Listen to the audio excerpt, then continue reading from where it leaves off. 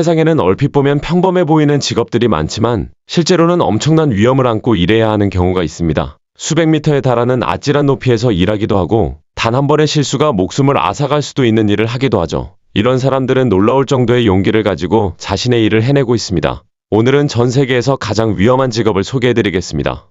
채널에 처음 오셨나요? 그렇다면 구독해주시고 알림을 받을 수 있도록 종 모양 버튼도 눌러주세요. 영상이 마음에 드신다면 좋아요도 부탁드립니다. 22. 구조대원. 모두가 위험을 피해 달아날 때 오히려 그 위험 속으로 뛰어드는 사람들이 있습니다. 바로 구조대원들입니다. 무너진 건물 안에 사람이 갇혔을 때도, 도시 전체가 물에 잠겼을 때도, 등산객이 절벽 끝에 고립됐을 때도 이들은 다른 사람을 구하기 위해 자신의 목숨을 걸고 현장으로 들어갑니다. 구조대원들은 극한의 날씨와 불안정한 지형은 물론 불과 몇 초 만에 목숨을 위협할 정도로 상황이 급변하는 위험한 환경에서 일하는 경우가 많습니다. 2005년 허리케인 카트리나가 발생했을 당시 구조대원들은 가족들을 대피시키기 위해 오염된 물속을 헤치고 다녀야 했습니다. 주변에는 끊어져 떨어진 전선까지 널려 있었고 구조작업을 방해하는 위험 요소가 곳곳에 가득했습니다. 히말라야의 산악구조대는 또 다른 극한의 환경과 맞서야 합니다. 해발 6km가 넘는 고지대에서 눈사태와 눈보라를 견뎌야 하고 산소가 희박한 환경에서도 구조활동을 이어가야 합니다. 네팔에서는 고립된 등반가들을 구조하려다 구조대원들이 목숨을 잃는 안타까운 사고도 있었습니다. 그럼에도 구조대원들은 위험한 상황이 발생하면 망설이지 않고 현장으로 향합니다. 사람의 생명을 구하는 일에서는 단 몇 초도 중요하다는 사실을 누구보다 잘 알고 있기 때문이죠. 이 일에는 엄청난 용기와 체력이 필요합니다. 그리고 무엇이 기다리고 있을지 알 수 없는 상황에서도 앞으로 나아갈 수 있어야 합니다. 때로는 자신이 무사히 돌아올 수 있다는 보장조차 없는 상태에서 말입니다. 19위. 대통령 경호원. 깔끔한 정장을 입고 귀에 이어폰을 꽂고 있어서 겉으로는 멋있어 보일지 모르지만 대통령 경호원의 삶은 우리가 생각하는 화려한 모습과는 거리가 멉니다. 이들은 국가 원수를 보호하기 위해 최고 수준의 훈련을 받은 경호 전문가들로 필요하다면 말 그대로 대통령과 총알 사이에 자신의 몸을 던져야 합니다.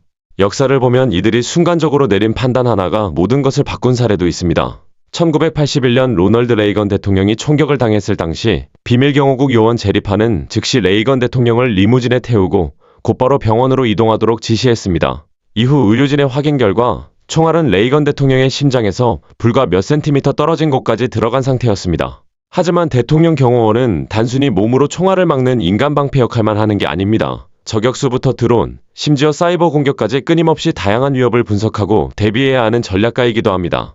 그래서 이들은 언제 어디서 무슨 일이 벌어질지 모른다는 생각으로 항상 극도의 경계 상태를 유지해야 합니다. 단 한 번의 실수가 역사의 흐름을 바꿔놓을 수도 있다는 사실을 알고 있기 때문입니다.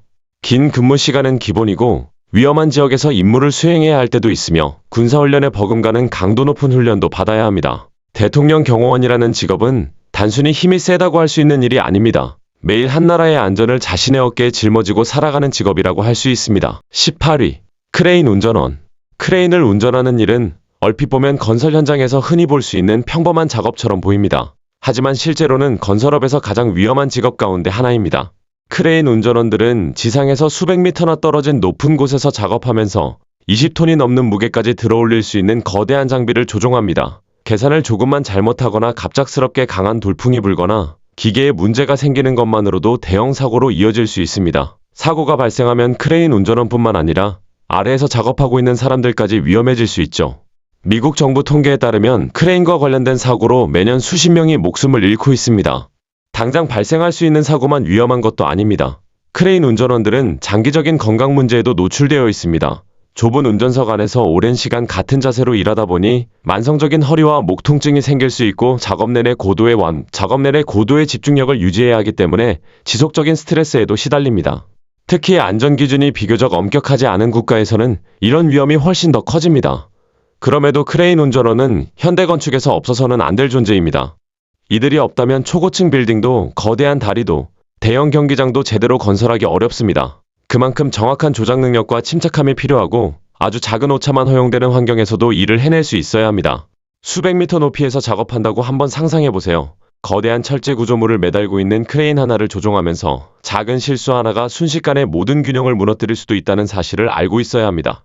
바로 그런 긴장 속에서 매일 일하는 사람들이 크레인 운전원입니다. 17위. 선박수중 선체 청소부. 집 한 채만큼 거대한 배의 프로펠러에 붙어있는 따개비를 제거하기 위해 잠수장비와 몇 가지 작업 도구만 들고 바닷속으로 들어간다고 상상해보세요. 바로 수중에서 선박의 선체를 청소하는 사람들이 하는 일입니다. 그리고 이들이 마주하는 위험은 셀 수 없을 정도로 많습니다. 대형 선박의 프로펠러는 무게가 수십 톤에 달하기도 합니다. 게다가 엔진이 꺼져 있는 상태에서도 주변의 강한 물살 때문에 위험한 흡입력이 발생할 수 있습니다. 만약 사람이 작업하고 있는 도중에 프로펠러가 실수로 작동하기라도 한다면 빠져나오는 건 사실상 불가능에 가깝습니다. 여기에 질소 마취와 익사 위험이 있고 바다에 사는 포식자를 만날 가능성까지 있습니다. 실제로 2013년 싱가포르에서는 한 잠수부가 유조선을 청소하던 중 선박의 흡입 시스템으로 빨려 들어가 목숨을 잃는 사고가 발생했습니다. 수중에서는 시야가 거의 확보되지 않는 경우도 많습니다. 앞이 제대로 보이지 않는 상태에서 작업하다 보니 방향 감각을 잃을 위험도 큽니다. 그래서 이 일을 하려면 전문적인 훈련은 물론이고 극한의 상황을 견딜 수 있는 체력과 어둠 속에서도 작업을 수행할 수 있는 기술이 필요합니다. 하지만 위험하다고 해서 없어질 수 있는 일도 아닙니다. 이런 작업자들이 없다면 화물선이나 군함의 운항 속도가 떨어지고 연료 소비량은 늘어나며 결국 막대한 비용이 발생하게 됩니다. 세계적으로도 크게 주목받지 못하는 직업이지만 동시에 목숨을 잃을 위험이 매우 높은 직업 가운데 하나입니다. 말 그대로 전 세계 해상 운송이 원활하게 유지될 수 있도록 뒤에서 버티고 있는 사람들이라고 할 수 있습니다. 16위. 전통 벌꿀 채취꾼. 세계 일부 지역에서 꿀을 채취하는 일은 단순히 양봉복을 입고 벌통으로 가서 꿀을 따는 정도로 끝나지 않습니다. 전통 방식으로 꿀을 채취하는 사람들은 아찔한 절벽을 직접 올라가야 하고 별다른 보호 장비도 없이 공격적인 벌 수천 마리를 상대해야 합니다. 네팔에서는 구릉족 사람들이 직접 손으로 엮어 만든 사다리를 타고 약 90m 높이의 절벽을 오릅니다. 이들은 연기를 피워 세계에서 가장 큰 벌로 알려진 히말라야 거대 꿀벌을 진정시킨 뒤 꿀을 채취합니다. 하지만 이 벌에 쏘이면 통증이 매우 심하고 꿀을 채취하는 사람들은 한 번에 수십 군데를 쏘이기도 합니다. 이 때문에 심한 알레르기 반응이 나타나거나 정신을 잃을 수도 있고 높은 절벽에서 추락해 목숨을 잃는 사고로 이어질 수도 있습니다. 이들이 목숨을 걸고 채취하는 꿀은 단순히 달콤한 맛 때문에 귀한 것이 아닙니다. 환각을 일으킬 수 있는 성분을 가진 것으로 알려져 있어 매우 높은 가치를 지니기도 합니다. 내셔널 지오그래픽에서는 실제 꿀 채취 모습을 촬영한 적도 있습니다. 사람들이 밧줄에 매달린 채 벌과 밀랍이 쏟아지는 상황에서도 거대한 벌집을 잘라내는 모습이 그대로 담겼습니다. 아프리카의 전통 벌꿀 채취꾼들도 비슷한 위험을 감수합니다. 게다가 이 지역에서는 주변을 돌아다니는 뱀이나 표범까지 조심해야 합니다. 오늘날에는 훨씬 안전하고 현대적인 방법이 있지만 이런 전통적인 꿀 채취 방식은 여전히 이어지고 있습니다. 오랜 문화적 전통과 엄청난 용기가 함께 이어져 내려오는 일이죠. 꿀을 채취하는 일은 인류의 가장 오래된 직업 가운데 하나이면서 전통적인 방식으로 일하는 사람들에게는 목숨까지 걸어야 하는 매우 위험한 생계수단이기도 합니다. 15위. 해양 석유 시추 플랫폼 작업자. 해양 석유 시추 플랫폼에서 일한다는 건 지구상에서 가장 혹독한 환경 중 하나인 바다 한가운데에서 생활하며 일한다는 뜻입니다. 해상 시추 플랫폼은 해안에서 수백 킬로미터나 떨어진 곳에 설치되기도 합니다. 그 안에는 거대한 중장비와 고압 배관, 불이 붙기 쉬운 물질들이 가득합니다. 이런 환경에서는 단 한 번의 실수만으로도 대형 참사가 발생할 수 있습니다. 대표적인 사례가 2010년 디버터 호라이즌 사고입니다.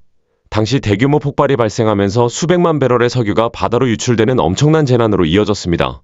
하지만 이곳의 위험은 폭발 사고만이 아닙니다. 작업자들은 허리케인이나 거센 폭풍과도 맞서야 합니다. 강력한 폭풍은 플랫폼의 장비를 파손시킬 수 있고 심한 경우 작업자가 바다로 휩쓸려 떨어질 수도 있습니다. 심지어 플랫폼까지 이동하는 과정 자체도 위험합니다. 대부분 육지에서 멀리 떨어져 있기 때문에 헬리콥터를 이용하는 경우가 많은데 이동 중 발생한 헬리콥터 사고로 목숨을 잃은 작업자들도 있습니다. 2016년 노르웨이에서도 헬리콥터 추락으로 인한 안타까운 사고가 발생했습니다. 근무 환경 역시 상당히 고됩니다. 하루 12시간에 달하는 장시간 교대 근무를 해야 하고 몇 주 동안 바다 위에서 생활하기도 합니다. 끊임없이 이어지는 소음과 진동을 견뎌야 하는 데다 유독성 연기에 노출될 위험도 있습니다.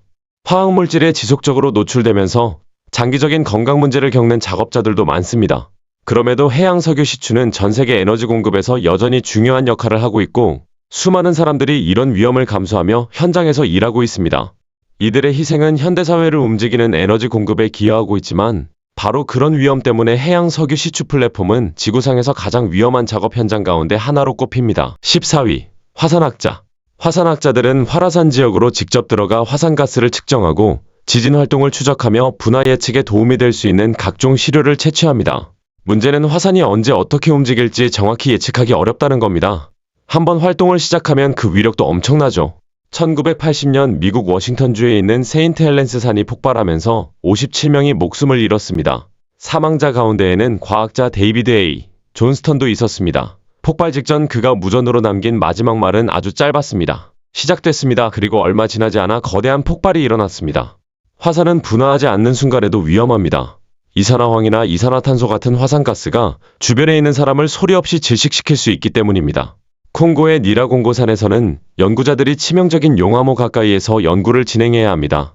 이런 용암호에서는 갑작스럽게 유독가스가 뿜어져 나올 수도 있습니다. 여기에 산사태와 끓어오르는 진흙, 언제 무너질지 모르는 불안정한 지형까지 더해져 연구 현장 곳곳에 위험이 도사리고 있습니다. 그럼에도 화산학자들의 연구는 수많은 사람의 생명을 구하는 데 중요한 역할을 합니다. 화산 활동을 미리 감지해 인근 지역 주민들에게 대피할 시간을 벌어줄 수 있는 중요한 조기 경보 정보를 제공하기 때문입니다. 활화산 분화구 근처에서 내딛는 한 걸음 한 걸음은 목숨을 건 선택이나 다름없습니다. 하지만 그 위험을 감수한 연구가 결국 수천 명의 생명을 지켜줄 수도 있습니다. 13위. 상어연구원. 상어연구원들은 대부분의 사람들이 두려워하는 상어를 연구하기 위해 세계에서도 손꼽히게 위험한 바다로 직접 들어갑니다. 이들의 주요 업무는 상어에게 표식을 부착하고 가까운 거리에서 행동을 관찰하는 것입니다. 그런데 연구 대상에는 백상아리, 뱀상어, 황소상어처럼 강력한 힘을 가지고 있고 행동을 예측하기 어려운 종들도 포함됩니다. 실제로 이런 상어 표식 조사 과정에서 연구원들이 부상을 입은 사례가 있었고 목숨을 잃을 뻔한 상황도 발생했습니다. 2008년에는 남아프리카 공화국의 연구원 마크 에디슨이 표식 작업을 하던 중 자신에게 달려드는 황소상어를 가까스로 피한 적도 있습니다. 보호용 철창이 있다고 해서 완전히 안전한 것도 아닙니다. 2017년 과달루페 섬에서는 백상아리가 보호 철창을 들이받는 과정에서 한 잠수부가 물살에 휩쓸려 갈 뻔한 사고도 있었습니다. 위험은 물속에서만 발생하는 게 아닙니다. 배 위에서도 거친 파도 때문에 연구원이 바다로 떨어질 수 있고 움직이는 상어를 직접 다루는 과정에서 심각한 부상을 입을 수도 있습니다. 여기에 익사와 감압병, 장비 고장 같은 잠수 작업 자체의 위험까지 더해지면서 위험 요소는 더욱 많아집니다. 그럼에도 이들의 연구는 매우 중요합니다. 전 세계적으로 상어 개체수가 감소하고 있는 상황에서 연구원들은 상어를 이해하고 보호하기 위해 자신의 목숨까지 걸고 연구를 이어가고 있습니다. 유지니 클라크 같은 선구적인 연구자들은 상어가 단순히 아무 이유 없이 사람을 공격하는 무서운 포식자만은 아니라는 사실을 알리는 데 중요한 역할을 했습니다. 하지만 아무리 경험이 많은 연구원이라고 해도 위험이 사라지는 것은 아닙니다. 강철까지 물어뜯을 수 있을 만큼 강력한 생명체를 바로 눈앞에서 연구하는 순간 과학과 위험의 경계는 언제나 아슬아슬할 수밖에 없습니다. 12위. 고압전선 작업자. 세상에는 위험하면서도 제대로 주목받지 못하는 직업들이 있는데 고압전선을 다루는 전선 작업자도 그중 하나입니다.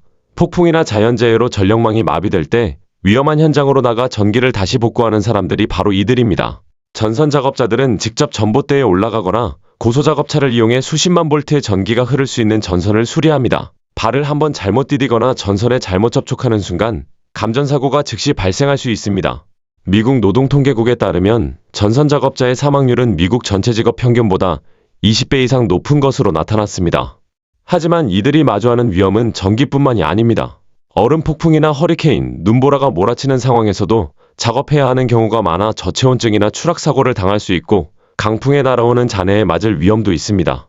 농촌 지역에서는 외딴 곳에 세워진 나무 전봇대에 직접 올라가야 하고 도시에서는 복잡하고 비좁게 얽혀있는 전선망 사이에서 작업해야 합니다.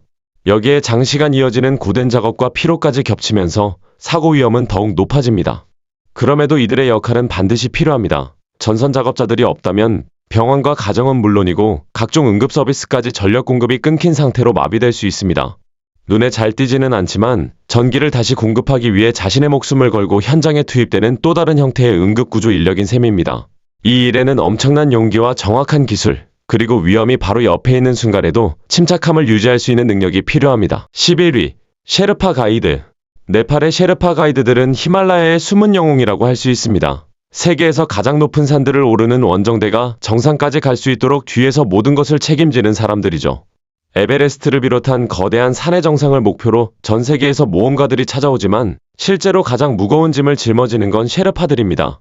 이들은 각종 보급품을 운반하고 등반에 필요한 로프를 설치하고 정비하며 위험한 지형을 통과할 수 있도록 등반가들을 안내합니다. 그만큼 위험도 엄청납니다. 해발 8km를 넘어가면 이른바 죽음의 지대라고 불리는 구간에 들어서게 됩니다. 이곳은 산소가 너무 희박해서 사람의 몸이 서서히 정상적인 기능을 잃기 시작합니다. 여기에 눈사태와 거센 눈보라, 가파른 절벽까지 더해지면서 매번의 등반이 목숨을 건 도전이 됩니다. 실제로 비극적인 사고도 끊이지 않았습니다. 2014년에는 쿤부 아이스폴에서 대규모 눈사태가 발생해 셰르파 가이드들이 목숨을 잃었습니다. 그리고 1년 뒤에는 강력한 지진으로 에베레스트 베이스 캠프에 또다시 눈사태가 발생하면서 최소 18명이 사망했습니다. 셰르파들은 한 시즌에도 여러 차례 산을 오르는 경우가 많습니다. 그만큼 일반 등반객들보다 훨씬 더 자주 위험에 노출되는 셈입니다. 하지만 이들이 받는 수입은 부유한 등반객들이 에베레스트 등반을 위해 지불하는 비용의 일부에 불과합니다. 셰르파들의 용기와 뛰어난 등반 기술이 있기 때문에 오늘날의 히말라야 원정이 가능하지만 그 과정에서 이들이 치르는 대가는 결코 작지 않습니다. 다른 사람들이 세계의 지붕이라 불리는 곳에 오를 수 있도록 셰르파들은 자신의 모든 것을 걸고 길을 열어주고 있습니다. 12. 선박 해체 작업자. 배를 해체하는 일은 얼핏 보면 오래된 선박을 재활용하는 작업처럼 보일 수 있습니다. 하지만 실제로는 세계에서 가장 위험한 직업 가운데 하나입니다. 방글라데시의 치타공이나 인도의 알랑 같은 지역에서는 수천 명의 작업자가 거대한 화물선과 녹슨 유조선을 직접 해체합니다. 이런 선박들은 대부분 수십 년 동안 운항했던 오래된 배들이라 내부에 성면과 중금속, 각종 유독성 화학물질이 남아있는 경우가 많습니다. 작업자들은 제대로 된 보호장비조차 갖추지 못한 상태에서 두꺼운 철판을 절단하며 작업하기도 합니다. 그런데 선박 내부에 연료나 기름이 남아있다면 절단 과정에서 폭발이 발생할 수도 있습니다. 화재와 질식 사고는 물론이고 거대한 철판이 떨어지면서 작업자가 깔리는 사고도 자주 발생합니다. 2019년 한 해에만 방글라데시에서 선박 해체 작업자 26명이 목숨을 잃었고 그보다 훨씬 많은 사람들이 부상을 입었습니다. 작업 환경 자체도 위험합니다. 작업자들은 기름으로 오염된 해변을 맨발로 돌아다니기도 하고 유독성 증기를 그대로 들이마시기도 합니다. 선체를 절단하는 과정에서는 바다에 빠져 익사할 위험까지 있습니다. 국제사회에서는 더 엄격한 안전기준을 마련해야 한다는 요구가 계속되고 있지만 이 산업의 높은 수익성 때문에 현장에 대한 관리와 감독은 여전히 부족한 경우가 많습니다. 작업자들은 매우 적은 임금을 받으면서도 한때 전 세계의 물류와 무역을 담당했던 거대한 선박을 해체하기 위해 혹독한 환경을 견디고 있습니다. 선박 해체는 오래된 자재를 재활용해 해운 산업의 자원순환에 중요한 역할을 합니다. 하지만 그 이면에서는 수많은 작업자가 자신의 생명과 건강을 대가로 위험한 일을 감당하고 있습니다. 9위 철거 작업자. 철거 작업자들은 폭발물을 사용하거나 건물을 한 부분씩 조심스럽게 해체하면서 기존 건축물을 철거하는 일을 합니다. TV에서 거대한 건물이 한순간에 무너지는 장면을 보면 굉장히 짜릿해 보일 수도 있지만 실제 그 뒤에서 이루어지는 작업은 매우 위험하고 신중하게 진행됩니다. 철거 현장에서는 폭발물과 중장비를 다뤄야 하고 언제 무너질지 모르는 불안정한 구조물 안팎에서 작업해야 합니다. 단 한 번의 계산 실수만으로도 치명적인 사고가 발생할 수 있습니다. 1997년 미국 펜실베이니아에서는 굴뚝 철거 작업이 잘못되면서 무너진 구조물이 작업자를 덮치는 사고가 발생했습니다. 2014년에는 필라델피아에서 건물을 철거하던 중 붕괴 사고가 일어나 6명이 목숨을 잃고 10명이 넘는 사람들이 부상을 입었습니다. 건물이 무너지는 위험만 있는 것도 아닙니다. 철거 작업자들은 오래된 건물에서 발생하는 먼지와 성면, 각종 유해물질에 지속적으로 노출됩니다. 위에서 떨어지는 잔해와 중장비 오작동도 위험하고 극심한 소음 때문에 청력이 영구적으로 손상될 가능성도 있습니다. 특히 폭발물을 전문적으로 다루는 작업자들은 폭파 시간을 거의 밀리초 단위로 정확하게 맞춰야 할 정도로 정밀한 작업을 해야 합니다. 아주 짧은 순간의 오차만으로도 건물이 예상과 다르게 무너질 수 있기 때문입니다. 오늘날에는 안전기술과 관리 기준이 많이 발전했지만 철거 작업은 여전히 건설업에서 가장 위험한 분야 가운데 하나입니다. 단순히 힘만 필요한 일이 아니라 극도로 정확한 판단과 기술까지 요구되는 직업입니다. 8위. 스턴트맨. 스턴트맨은 영화 속 놀라운 장면들을 현실로 만들어내는 사람들입니다. 하지만 그 과정에서 자신의 몸을 직접 위험에 노출시키는 일을 끊임없이 반복해야 합니다. 영화에서 볼 수 있는 자동차 충돌 장면이나 높은 곳에서 떨어지는 장면, 거대한 폭발 장면 하나하나는 스턴트맨의 용기와 정확한 타이밍이 만들어낸 결과입니다. 아무리 경험이 많고 철저한 안전조치를 취한다고 해도 사고를 완전히 막을 수는 없습니다. 실제로 업계에서 뛰어난 실력을 인정받던 스턴트맨들 가운데 비교적 평범해 보이는 액션 장면을 촬영하다 목숨을 잃은 경우도 있었습니다. 목숨을 잃는 사고까지 이어지지 않더라도 몸에 남는 부상은 상당합니다. 골절과 화상, 뇌진탕 같은 부상이 반복되면서 오랜 시간에 걸쳐 몸에 부담이 쌓이기도 합니다. 오늘날에는 컴퓨터 그래픽이 발달하면서 실제 스턴트를 대신하는 장면도 많아졌습니다. 하지만 관객과 영화 제작자들은 여전히 실제 촬영에서 나오는 현실감을 원하기 때문에 스턴트맨들은 계속해서 높은 위험을 감수하고 있습니다. 단 한 장면을 촬영하기 위해 몇 달 동안 훈련하는 경우도 있습니다. 그리고 완벽한 장면이 나올 때까지 같은 동작을 수없이 반복하기도 합니다. 하지만 이들의 이름이 화려하게 주목받는 경우는 많지 않습니다. 오히려 사고가 발생했을 때야 비로소 스턴트맨의 존재가 알려지는 경우도 있죠. 배우들이 화면 앞에서 명성과 인기를 얻는 동안 스턴트맨들은 그 뒤에서 불가능해 보이는 장면을 아무렇지 않은 것처럼 보여주기 위해 자신의 모든 것을 걸고 있습니다. 7위. 제철소 용광로 작업자. 제철소에서 일하는 건 마치 화산 속에서 일하는 것과 비슷합니다. 용광로 작업자들은 약 1600도까지 가열된 쇳물을 다룹니다. 쇳물이 한번 튀거나 작은 실수라도 발생하면 치명적인 사고로 이어질 수 있습니다. 위험 요소는 현장 곳곳에 있습니다. 극심한 열기와 거대한 기계, 유독성 연기, 귀가 먹먹할 정도의 엄청난 소음까지 견뎌야 합니다. 2020년에는 브라질의 한 제철소에서 폭발 사고가 발생해 여러 작업자가 부상을 입었습니다. 제철소가 얼마나 위험한 작업 환경인지 다시 한번 보여준 사고였습니다. 작업자들은 뜨거운 쇳물이 튀면서 심각한 화상을 입을 수 있고 실리카 먼지와 각종 연기를 지속적으로 흡입하면서 폐질환이 생길 위험도 있습니다. 여기에 끊임없이 이어지는 기계음과 금속이 부딪히는 엄청난 소음 때문에 청력이 손상될 수도 있습니다. 열탈진과 탈수 역시 매일 마주해야 하는 위험입니다. 사막보다 더 뜨겁게 느껴질 정도의 환경에서 몇 시간씩 교대 근무를 이어가야 하기 때문입니다. 특히 안전기준이 상대적으로 부족한 개발도상국에서는 사고가 더욱 빈번하게 발생합니다. 그럼에도 이들의 일은 현대사회에서 없어서는 안 됩니다. 철강은 초고층 빌딩부터 다리에 이르기까지 수많은 곳에 사용되며 현대 문명을 지탱하는 핵심 소재이기 때문입니다. 용광로 작업자들은 우리가 살아가는 사회가 계속 움직일 수 있도록 중요한 역할을 하고 있습니다. 하지만 그 과정에서 부상과 만성질환, 때로는 목숨까지 잃을 수 있는 엄청난 위험을 감수하고 있습니다. 6위. 산악버스 운전기사. 버스를 운전하는 일이 목숨을 걸 만큼 위험한 직업처럼 보이지는 않습니다. 하지만 네팔이나 인도, 볼리비아 같은 지역에서 산악버스를 운전한다면 이야기가 완전히 달라집니다. 이곳의 운전기사들은 수천 미터 높이의 절벽을 따라 이어지는 좁고 비포장된 도로를 달려야 합니다. 조금만 방향을 잘못 잡아도 버스 전체가 절벽 아래로 추락할 수 있습니다. 특히 볼리비아의 악명 높은 죽음의 도로에서는 수백 명이 목숨을 잃었습니다. 좁은 도로에서 차량들이 서로 비켜 지나가려다 버스가 도로 밖으로 추락하는 사고도 발생했습니다. 네팔에서는 산사태와 갑작스러운 홍수까지 문제입니다. 원래도 위험한 산길이 순식간에 치명적인 함정으로 변하면서 차량을 갑자기 휩쓸어 갈 수도 있습니다. 버스 자체가 오래되고 관리가 제대로 되지 않은 경우도 많고 정원을 넘겨 승객을 태우는 과적과 과밀 문제까지 더해지면서 위험은 더욱 커집니다. 가파른 내리막길에서는 브레이크에 문제가 생길 가능성도 높아집니다. 운전기사들은 피로와 예측하기 어려운 날씨를 견뎌야 하고 상황이 아무리 좋지 않아도 운행 시간을 맞춰야 한다는 압박까지 받습니다. 승객들에게는 이런 길을 한번 지나가는 것만으로도 긴장되는 경험일 수 있지만 운전기사들에게는 매일 반복되는 일상입니다. 이들은 엄청난 담력으로 승객이 가득 찬 버스를 몰고 급격하게 꺾이는 굽이길과 울퉁불퉁한 산길을 지나갑니다. 단 한 번의 실수가 수십 명의 목숨을 앗아갈 수 있다는 사실을 알고도 말입니다. 이처럼 큰 책임을 짊어지면서도 실수가 거의 허용되지 않는 직업은 흔치 않습니다. 5위. 오지비행 조종사. 오지비행 조종사들은 알래스카와 캐나다, 그리고 아프리카 일부 지역의 외딴 지역 사회에서 없어서는 안 될 존재입니다. 이들은 소형 비행기를 몰고 제대로 된 활주로조차 없는 험한 지역을 오갑니다. 자갈로 된 활주로나 얼어붙은 호수, 심지어 숲속에 좁게 만들어진 땅에 착륙해야 하는 경우도 있습니다. 당연히 위험은 매우 큽니다. 날씨가 갑자기 변하기도 하고 예상하지 못한 측풍이 불어오기도 하며 비행 중 산이 바로 앞에 나타난 것처럼 느껴질 정도로 험준한 지형을 통과해야 할 때도 있습니다.